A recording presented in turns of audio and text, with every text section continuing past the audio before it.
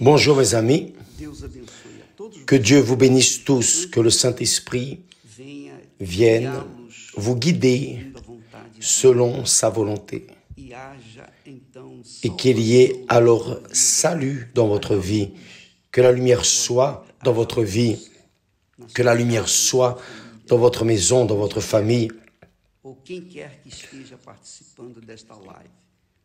Quelles que soient les personnes qui participent à ce direct, que vous soyez une personne qui me haïsse ou qui m'aime, peu importe. Vous êtes une âme. Vous êtes une âme. Et nous sommes ici pour vous faire comprendre que votre âme est la chose la plus précieuse que vous avez dans votre vie. Peu importe si vous êtes riche ou pauvre, peu importe votre race, votre couleur, votre sexe, peu importe si vous méritez ou non. Ce qu'il y a en vous est plus riche que tout le monde, plus riche, plus précieux que le monde entier. Jésus a dit, à quoi bon de gagner le monde entier et de perdre son âme. Donc, nous parlons de l'âme, et nous voulons que votre âme soit sauvée. Vous tous, 100%, sans exception. Donc, nous sommes en train de parler du destin final de l'âme dont Jésus parle dans l'histoire du riche et de Lazare, qui est arrivé, cette histoire est arrivée à Babylone, lorsque Nebuchadnezzar a envahi Jérusalem et emmené captif son peuple vers Babylone. Donc, parmi les captifs, il y avait ce riche. Il est devenu riche, puissamment riche. On dirait le plus riche de cet endroit de Babylone. Mais il y avait aussi le pauvre. Donc, l'histoire des deux montre où va notre âme,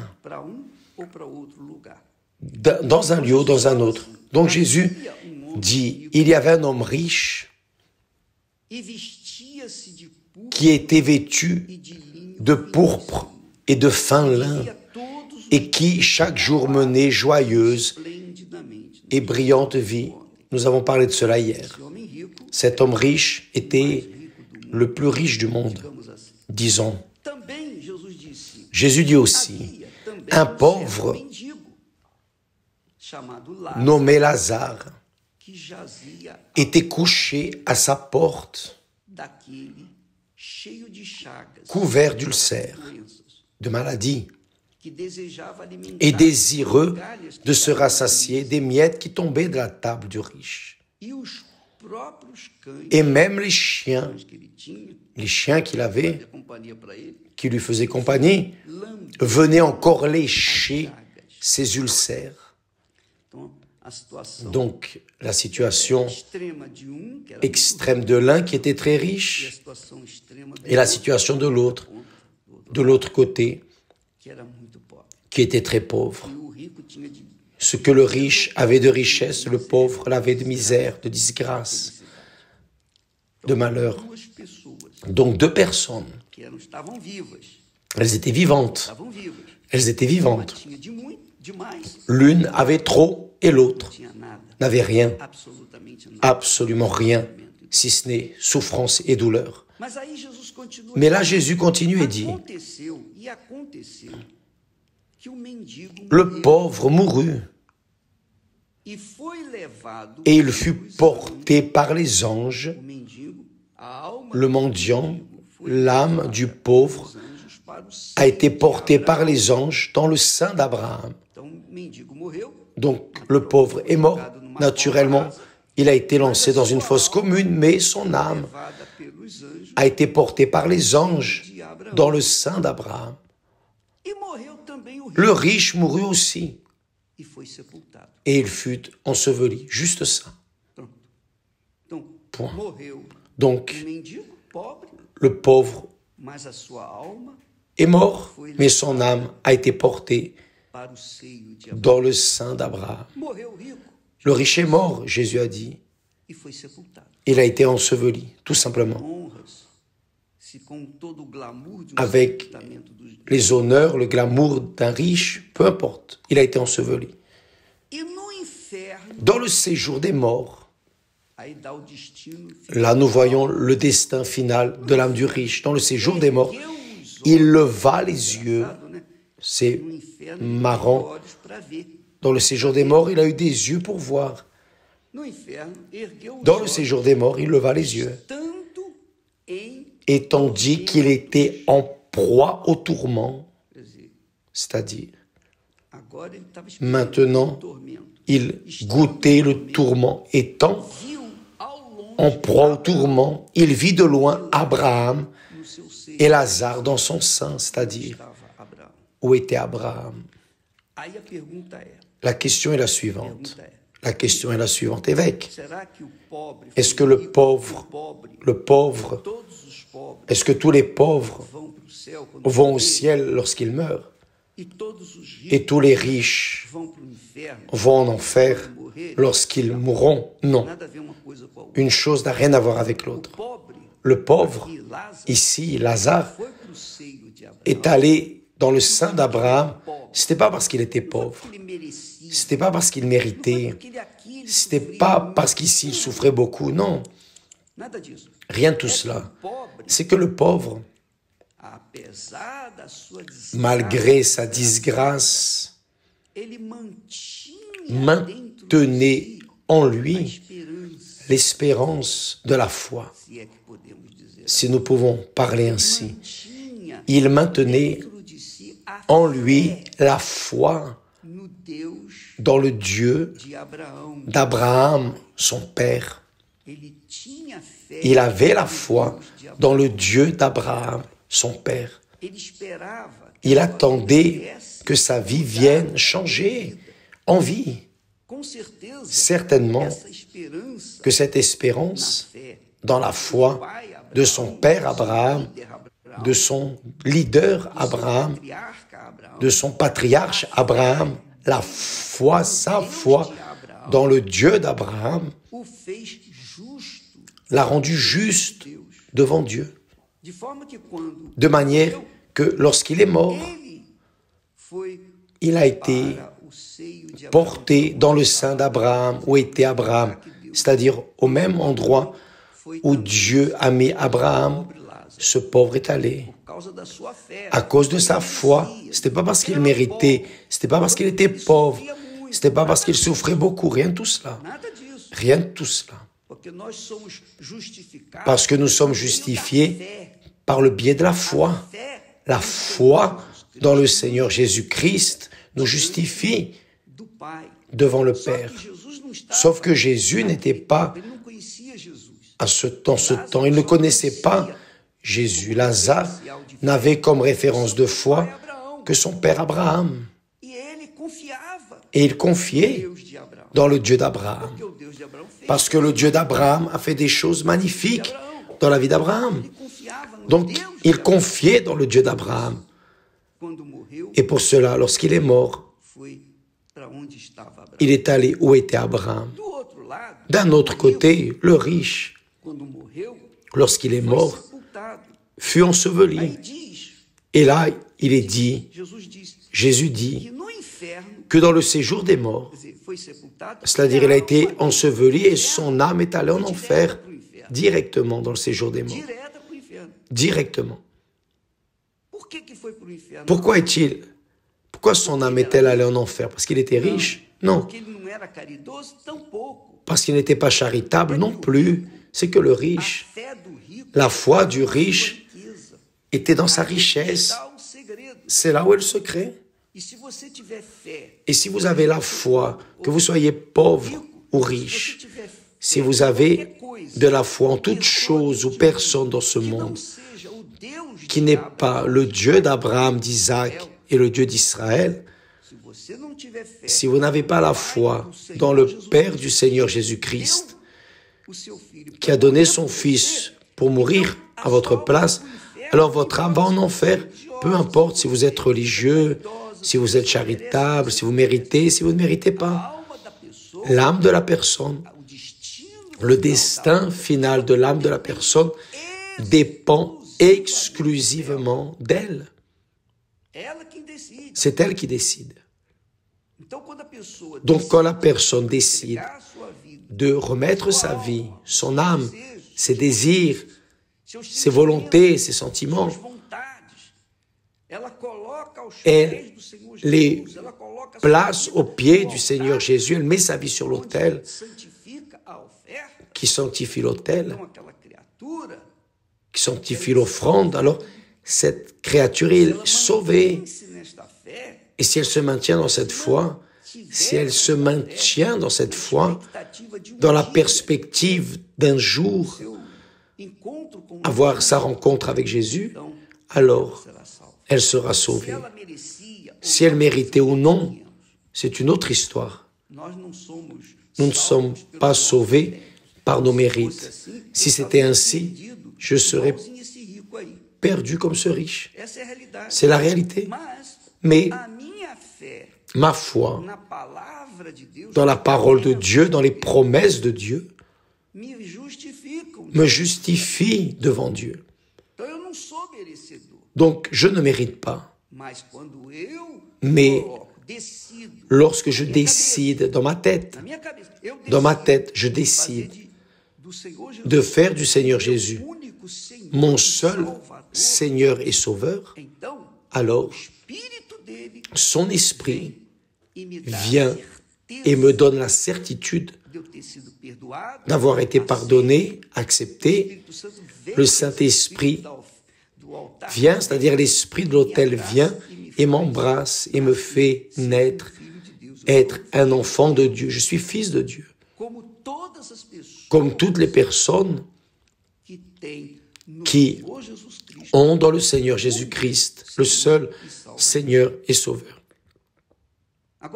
Maintenant, quand la personne fait son choix ici sur terre, alors elle a le droit de choisir l'enfer ou le ciel.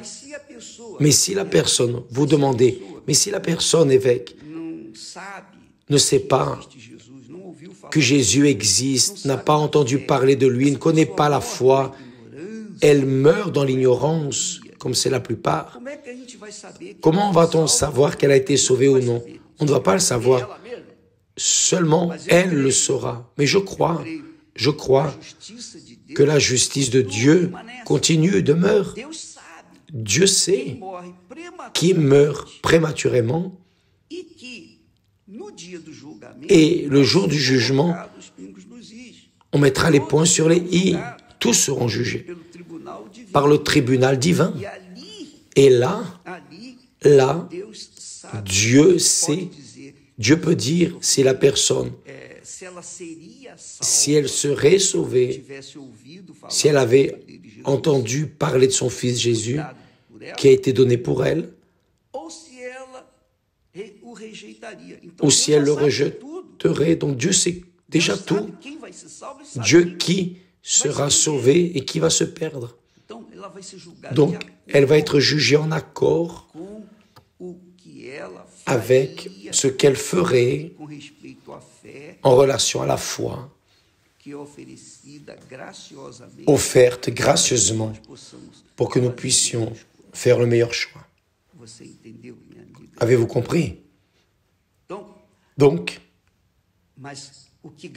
mais ce qui garantit mon salut, c'est qu'une fois connaissant la parole de Dieu, et c'est pour cela que nous, pasteurs, serviteurs de Dieu, nous menons la parole dans le monde entier, c'est pour que tout le monde ait l'opportunité.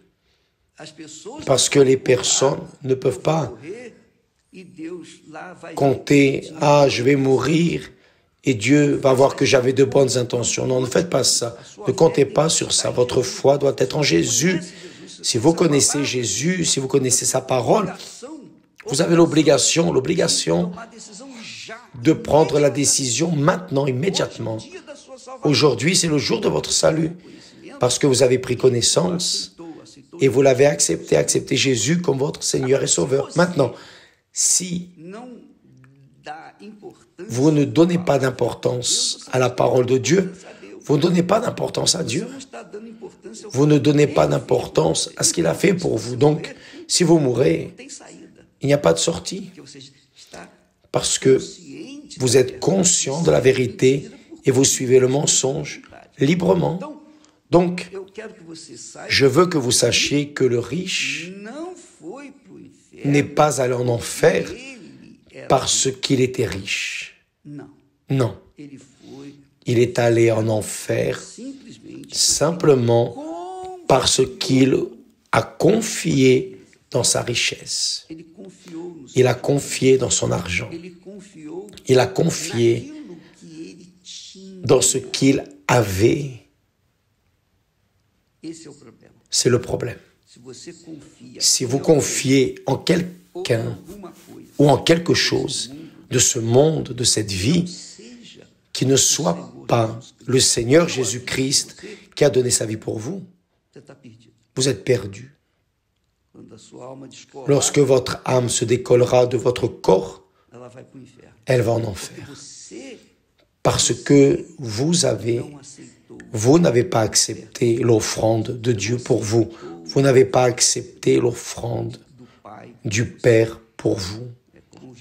C'est comme Jésus a dit, Dieu a aimé le monde de telle manière qu'il a donné son Fils pour que tous ceux qui croient en lui ne périssent pas, n'aillent pas en enfer.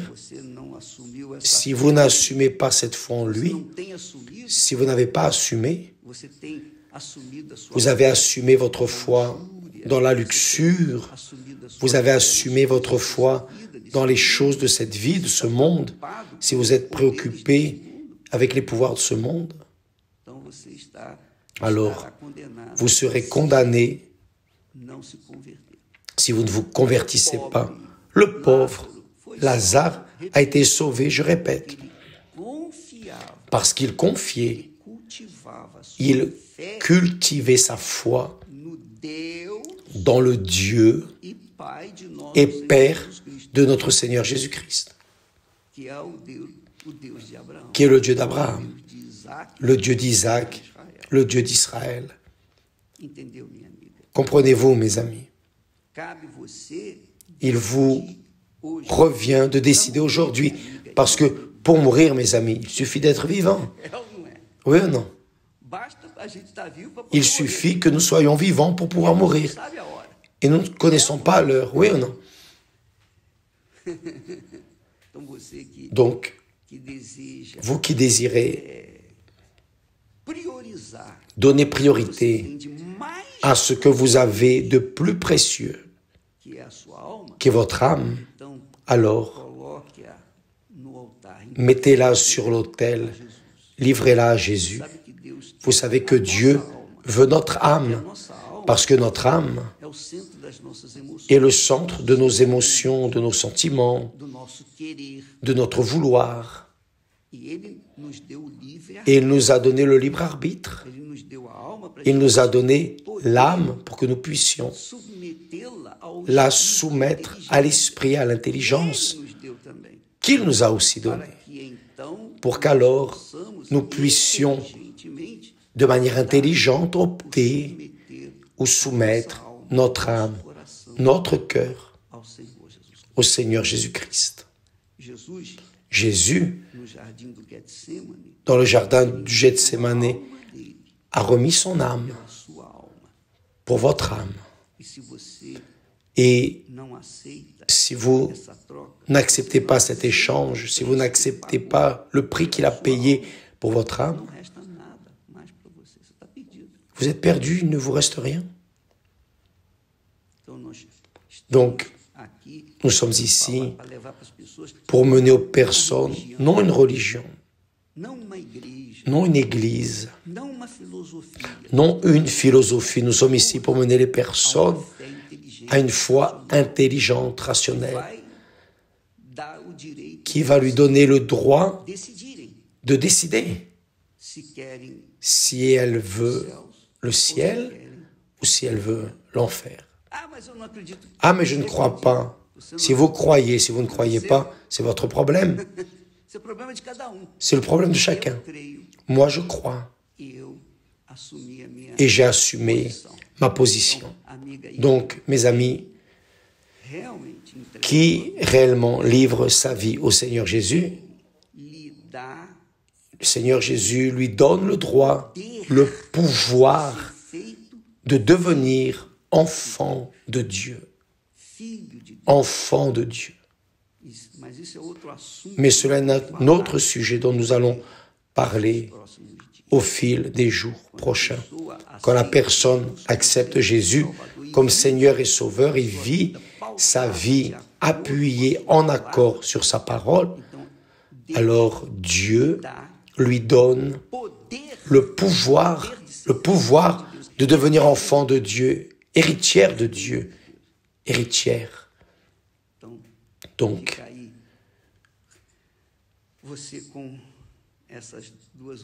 restez là avec ces deux options, oui ou non. Vous vous rappelez que nous avons beaucoup parlé de droite et de gauche à cause des élections. Jésus a dit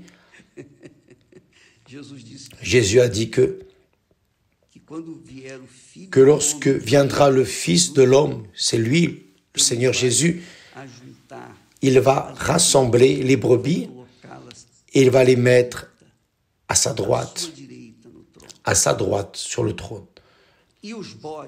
Et les boucs, les rebelles, vous savez que les boucs sont rebelles par nature.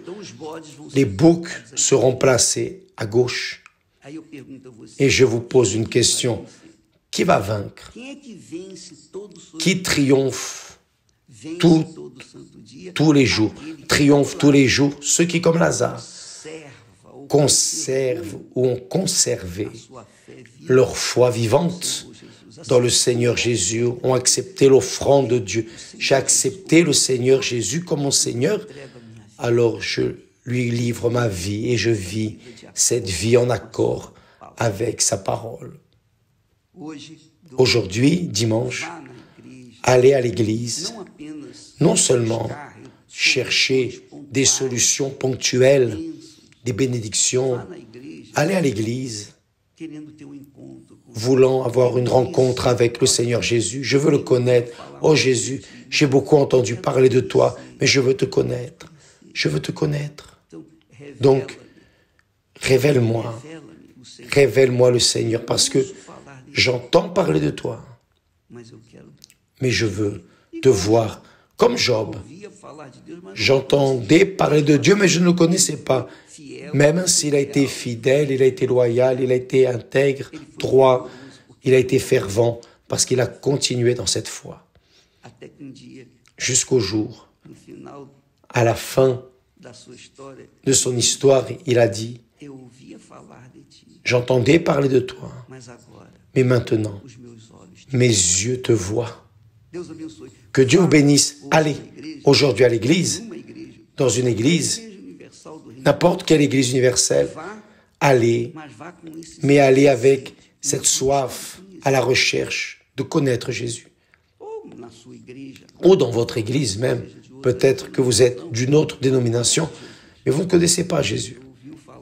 Vous avez entendu parler de lui, vous avez des informations sur lui, mais vous ne le connaissez pas personnellement. Faites cela, allez avec cette soif de le connaître. Et lui va faire cela parce que vous voulez, parce que vous avez décidé, d'accord? Que Dieu vous bénisse tous et à demain. Nous allons donner suite à cette étude au sujet de Luc, chapitre 16, à partir du verset 19. À demain.